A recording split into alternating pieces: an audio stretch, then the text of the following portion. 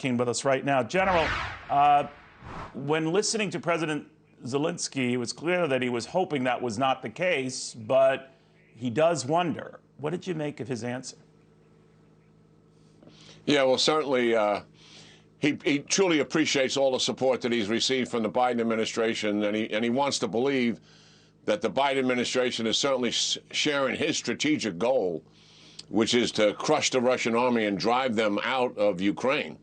But he also obviously expresses some concern here. I mean, he doesn't want to bite the hand that's feeding him, certainly, Neil, but he's also dealing with the reality that he's struggling to get the kinds of equipment that he desperately needs, and bringing into question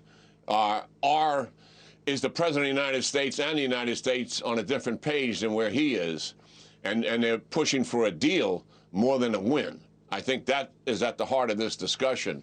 Now, let me state this. What has happened here, Neil, is he has moved into a different phase because of the failure of the Russian army in the north. Obviously, they did not capture Kyiv nor any of the major cities there, and they're retrograding some of those troops. They're moving them back to get them refit and reconstituted.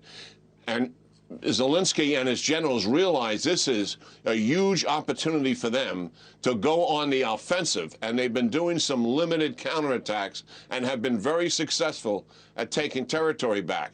They want to increase that rather significantly, and that requires different weapons, advanced weapons. They want long and mid-range air defense systems, combat aircraft, yes, MiGs or something similar that they can fly to support that offensive operation. And the air defense systems would protect the MiGs while they're supporting the ground forces. He wants some artillery.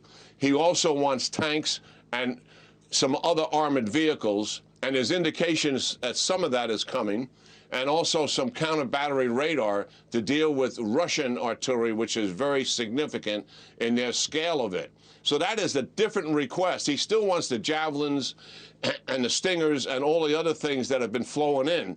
But because we're in a different phase here, he needs different kinds of weapons. Now, listen, these kinds of weapons that he's requesting, it is challenging to get those in there. I'm not suggesting this is easy or anything like that, but it's going to take an all-out effort. And we don't want to squander the opportunity that's here. This is a real military opportunity that Zelenskyy and his generals are seizing on. They have the imagination, they have the skill, and they've got the will. They need the resources. That is at what the heart of what is taking place now, Neil.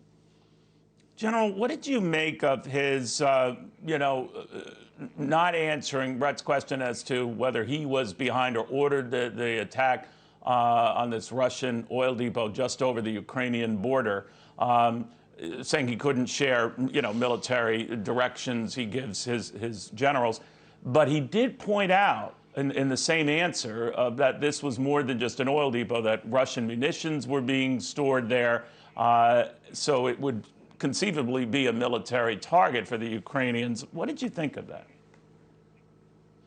Yeah, I thought that was an interesting answer myself.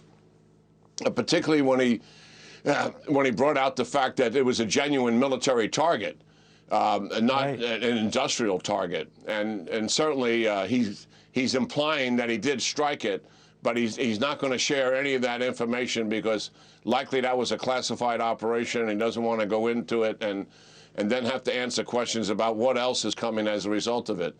That operation in of itself is not decisive. It's not going to change the war, but it certainly makes a statement. And I think that is what Zelenskyy and his generals are after. Obviously, you cannot hide something like that happening, and there's publicity surrounding that in Russia as well. And I think, as Fox has been reporting, Neil, Putin has been somewhat successful, as we expected he would be, in controlling the narrative inside of Russia. Right. That this is a very limited effort that's taken place. No mention of Kyiv, no mention of the northern cities. The only thing they're fighting for is in the Donbass region, and the reason they're doing that is because the Ukrainians were committing genocide against them. That narrative has taken hold still. It'll take some time for that to turn around. Yeah, because that's the only thing that could turn this around, right, General? That if the Russian people just say enough of this nonsense, it's crazy. But let me ask you a little bit about where the Russians take this. I mean, Some called it a false flag, citing this, invasion in Russian territory to take out this facility. I found that a bit ironic that the Russians would be offended by another country going into theirs to hurt them. But leaving that aside, do you think that this is part of a new strategy on the part of Vladimir Putin? The hell with negotiations. I'm going to posit this as the Ukrainians are all bad. What they're doing is violating every norm and flipping it around on Zelenskyy. What do you think? Well, I think where Putin is, he's not given up on his original goal, to topple the government in Ukraine after defeating its military. I think they have a certain stick-to-itiveness about them. They have a tendency to grind things out. They have considerable amount of patience, as been displayed in previous wars. So I think those are the original intent to bring Ukraine into his orbit is still what he's driving towards. But however, the operations they're conducting are very limited, Neil. The only offensive operations that they are conducting on the ground in the entire country are in the Donbass region, in the two breakaway republics, and Mariupol. That's it. And they're reinforcing that to hopefully achieve some success in their minds in the Donbass region. So even that is a very limited objective by comparison to what his strategic goal was. But we don't underestimate the Russians here. Certainly the military has performed considerably less than expectation.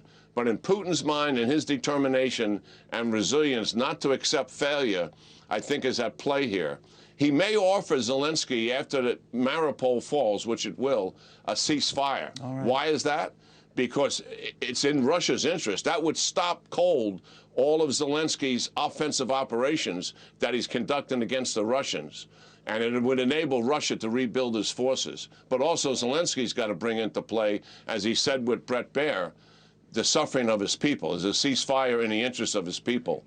So that's going to be a major consideration if this ceasefire is offered.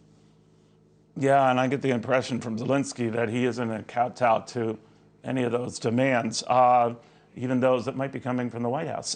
Thank you very much, General. Very good catching up with you on this.